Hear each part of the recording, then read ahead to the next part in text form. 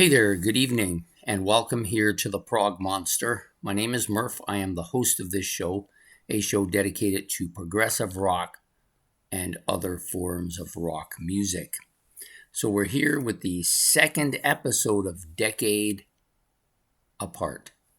So basically what this series is about is Ben, which is a subscriber friend of mine, gives me two albums that are 10 years apart in the group's discography, and then I talk about them.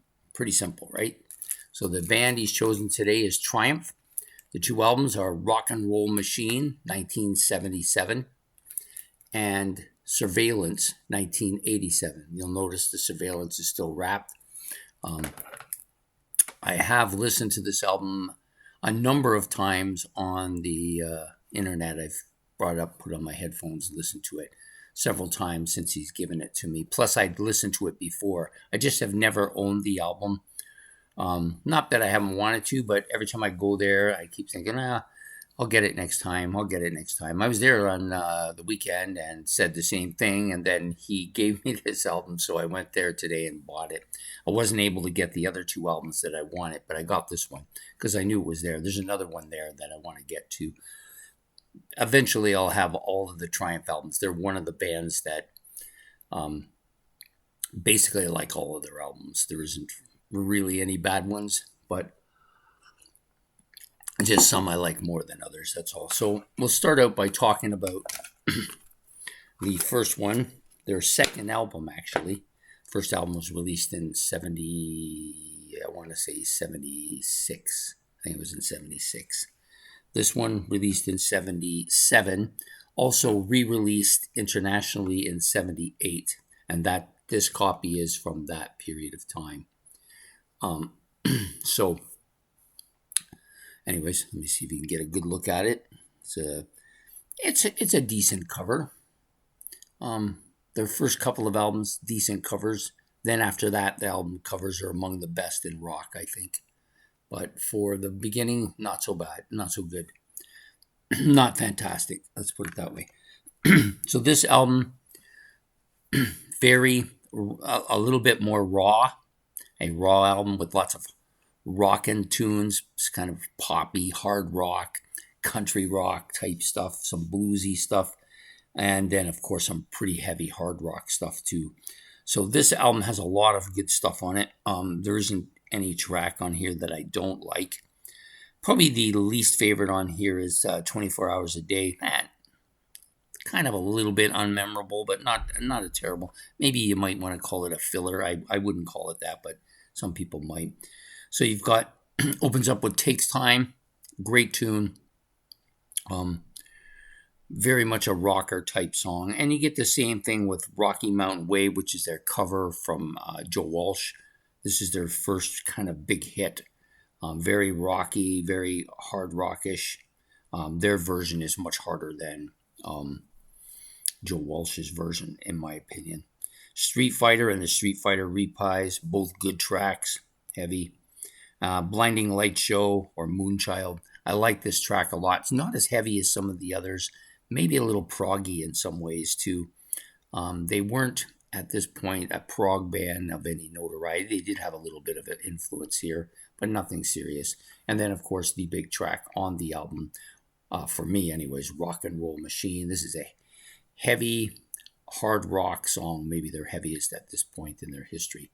So, and the album, a little bit raw, almost garagey in some ways. The tracks, much more hard rock oriented, much more rock and roll oriented, if you want. A little bit of bluesy stuff here, but not a terrible amount. So that's where they were at in 1977. Now jump ahead 10 years to this album,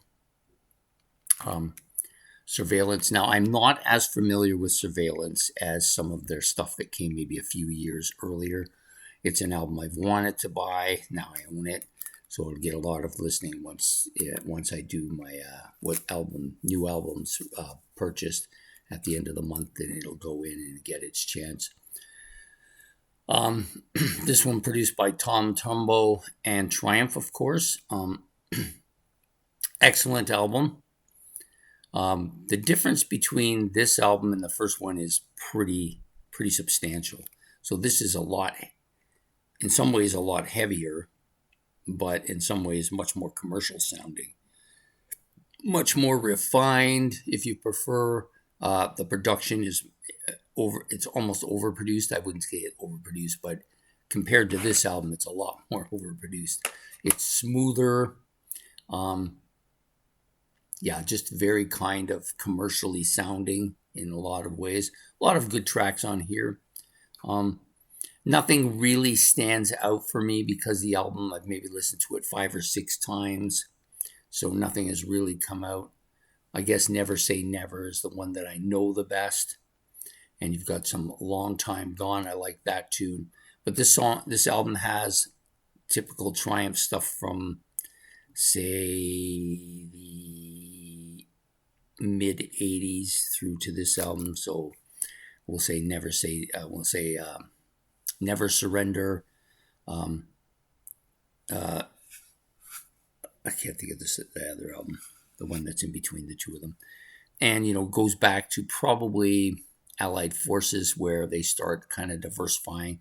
They get heavier, but it gets, once you get past Allied Forces, it starts getting very commercial sounding, very smooth, very almost overproduced, and clear sounding. But still, despite the difference in the two albums, despite the vast difference in the sounds, this is still a really good album, as all of Triumph albums. They don't have, at this stage, there's some of the stuff that came out after this I don't know about because I've not listened to any of it. Up till this album, I've listened to bits and pieces of almost all the stuff, some of them a lot more. Progressions of Power, Allied Forces, Just a Game, all those albums I'm very familiar with, and they're all great. But once we get up to this album, this is kind of where I jump off a bit and I don't know as much about them. But a strong album. The guitar, of course, very predominant, as it is in almost all the Triumph albums. Vocals are fantastic from both singers. Great album. But not really the same as this at all. The only way you would think of these as being the same if you weren't into Triumph and you never heard them before and they played you a track from here and a track from here, the only way you might know that they're the same band is by listening to the vocalist if you were familiar with them, because it's the same two vocalists on all the albums. So fantastic. Like it a lot, and enjoy both of these albums, and look forward to now, once this album gets through its new albums purchased, I'm looking forward to listening to it a lot more. But I have another Triumph album that's waiting its turn in my playlist now, to the one that comes before it. Damn, why I'm drawing a blank on it, I have no idea. But I can see it, but I can't think of it. Thunder 7, that's the one I'm thinking of. That one is waiting its turn to go into my playlist. I have strong suspicion it will do well. I don't know if it'll do as well as Never Surrender. That one surprised me when, because I kind of stopped collecting them after Allied Forces and then started again with Never Surrender. And I thought Never Surrender was going to be completely different. And it was just a great album. Anyways, so I'm looking forward to that. I hope you've enjoyed this episode of Decade Apart, featuring Triumph and their second album, Rock and Roll Machine, and their 9th album, Surveillance. I wanted to say Optical. I don't know why that came into my mind. Surveillance, their 1987 album. So I hope you've enjoyed that. Please hit the like and subscribe. And if you want to make comments about either of the two albums, and I know there's at least one person out there who will make plenty of comments, please do so. And we will be back next week with another episode of Decade Apart. And we will see you then. Take care and have a good evening, and goodbye.